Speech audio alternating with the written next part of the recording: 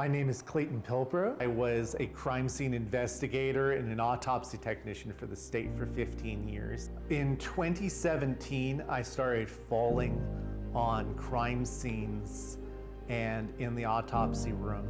I would feel faint and I would hit the deck. I would just be out for a few minutes. They let me go because that was dangerous for myself and for others. It wasn't until 2018 when I was very depressed because I had never been let go from a job before, and I was hiking in the Sandias, and my wife called me up to come home for dinner, and I remember turning to the car, and I remember the feeling of falling backwards, but I don't remember hitting the ground.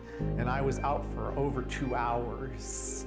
And I came to 100 missed calls from my wife. I was gonna just come home, and she made me go to Loveless West Side. And 8 hours and an MRI later, they found that I had a tumor the size of both my fists put together in the back of my skull.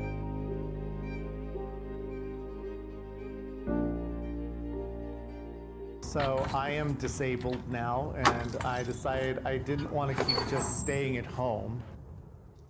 So I made the menagerie because I create a lot of different little critters, and I love different life forms. I am a 3D art printer here at the Mothership Gallery. I decided, last year at the end of the year to open up this gallery because my wife wanted me to get rid of all the stuff that was piling up in the house that I was making, and I wanted something to be able to go and do during the day and not just always be stuck at home. I wanted it to be a space where people could come in, give me things to print, and then I could volume out things and actually make this a business.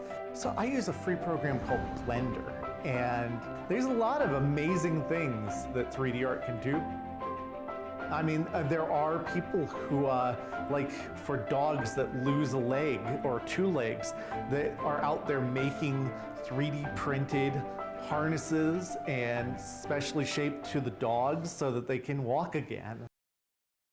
As we saw with the shooting of the healthcare tech, guns can be printed on 3D printers. But along with any technology, there are people who will abuse it and or use it for things that it wasn't necessarily originally thought to design. I really like the versatility of 3D printing, that you can print anything that you can think of as long as you can design it and you can meet whatever the market wants as a desire for things. So I don't usually do dragons, but I started making 3-dimensional dragons that are articulated, and I decided to make them eggs that can open. There are definitely some I'm much more proud of than others. I just made this Bast cat that is half alive, half dead as a Bic lighter holder, and I really enjoy how that one came out. So last question, what advice do you have for young artists? Oh, don't get discouraged. I'd say that's the biggest. I mean, you are making your art for a reason. You are a connoisseur, but also you have a set love for art, and whatever it is that you're making, it feels like your child when you're making it, but you have to give it away to make money, and you have to have that kind of separation, but you're always going to have a real attachment to what you're making, and it will feel very discouraging if people don't like what you're making and or aren't willing to pay the prices that you thought it was worth. And the depression of that can be real, and I want young artists to realize that they just need to keep pushing and keep making and keep trying, because that's the only way you're going to make sales. It's the only way your art is going to get out there. And if you get discouraged, it is so easy to just shut down and stop making your art or stop trying to put it out there.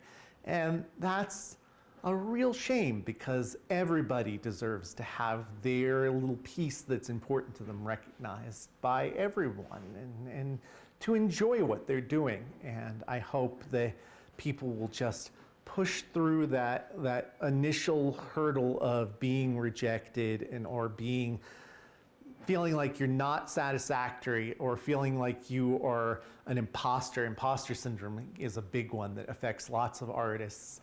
But push through that so that your art gets out there. And I'm glad to do these things because I'd love to get more people knowing about the mothership, not just my menagerie, but the entire mothership, because there's 16 wonderful artists here